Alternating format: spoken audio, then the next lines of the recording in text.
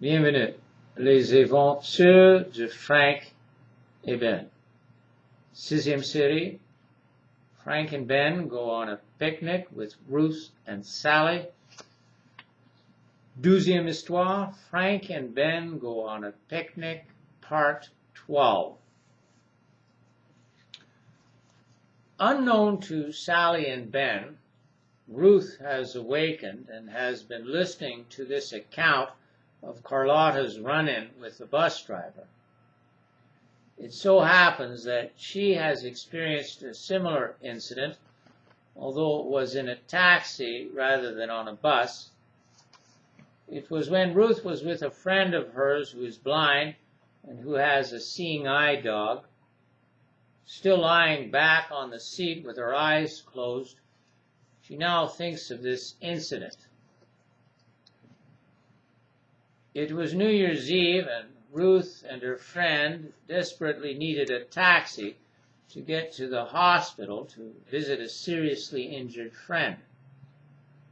After about 40 minutes of waiting and looking around, we finally found one parked on a desolate, windswept street. Although the motor was running, the driver wasn't anywhere in sight. Due to the intense cold, they wasted no time getting into it.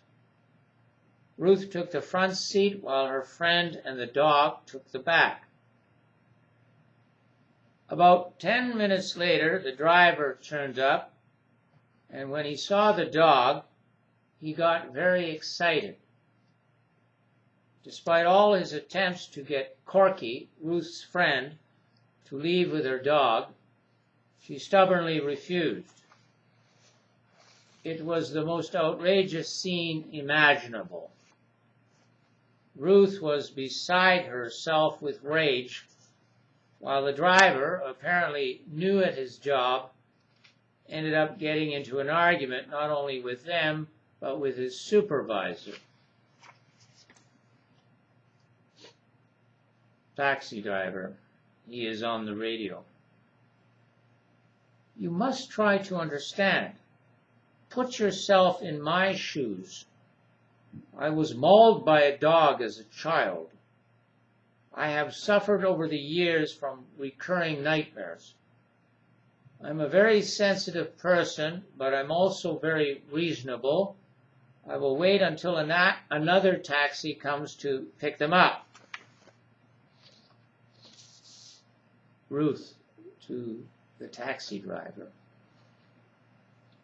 If you don't put this car in gear right now, I'll strangle you with my bare hands. Taxi driver to supervisor. The dog is starting to act up. I'm afraid that he will attack me while I'm driving. Ruth to the driver. If you don't get this car moving, I'll attack you, the dog will attack you, Corky will attack you, the whole human race will attack you.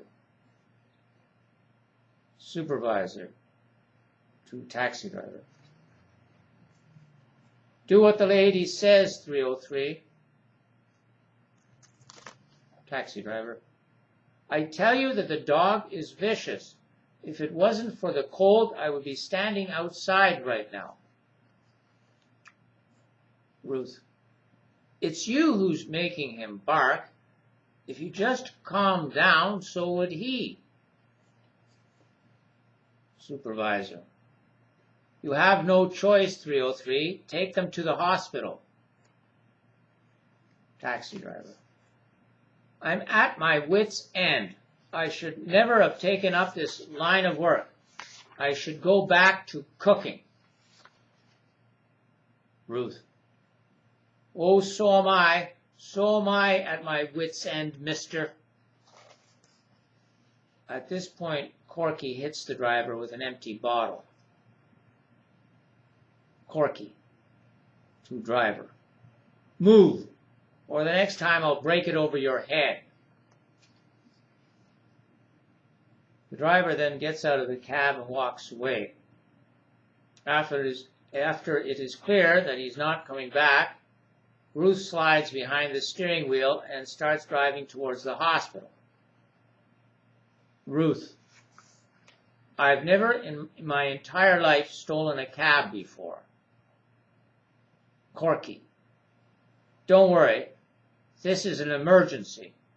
You'll be treated as a heroine if the papers ever get a hold of this. As Ruth is recalling this incident, Sally puts the manuscript back into the glove compartment. She then exchanges a couple of words with Ben before lapsing into silence.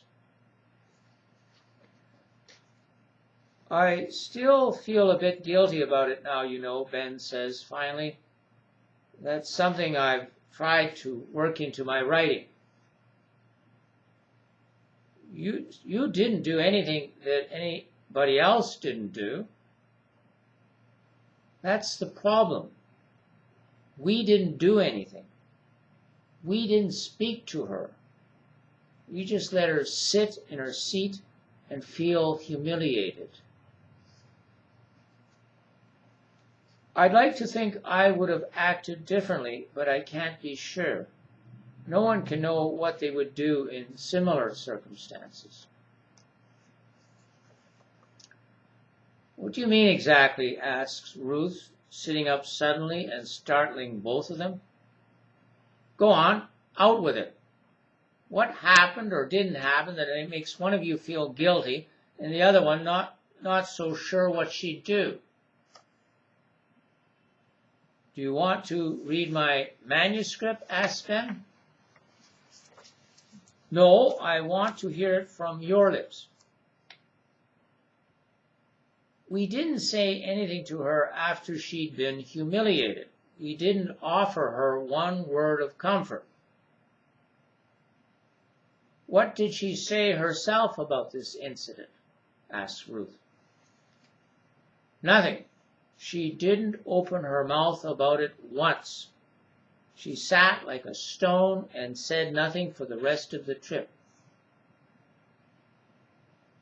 Didn't anyone go up to speak to the driver? What good would that have done? Well, to get an explanation. An explanation should have been asked for, Ruth, says Sally, but not from the driver, from Carlotta herself. And that's what we didn't do, says Ben. That's why I feel guilty now.